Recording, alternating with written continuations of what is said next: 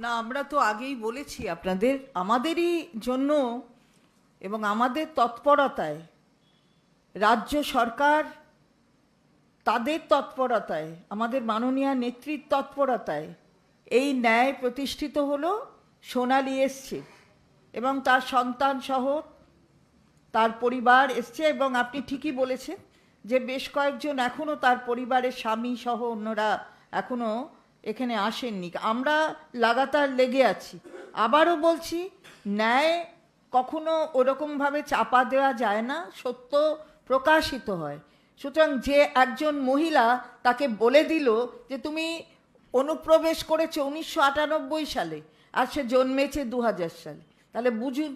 এই যে একটু আগেই আমরা বললাম, ডক্টর শশীপা ঝাও বললেন, ওদের ব্যাপারে কি হচ্ছে, ওরা কে অনুপ্রবেশকারী, আমরা সেটা জিজ্ঞাসা করছি। এই যে দাঁড়িয়ে বিজেপি সাংসদ বললেন কাঁটা তার উঠিয়ে দেওয়া হবে, বাংলাদেশ আর বাংলা এক হয়ে যাবে, তার বিরুদ্ধে তো কিছু পদক্ষেপ নেওয়া হলো না। এই যে ডক্টর শশীপা যা বললেন যে তাদের তাদের একজন পঞ্চায়েত সদস্য যিনি বিজয়ী হয়েছেন, তিনি বিজয়ী হয়েছেন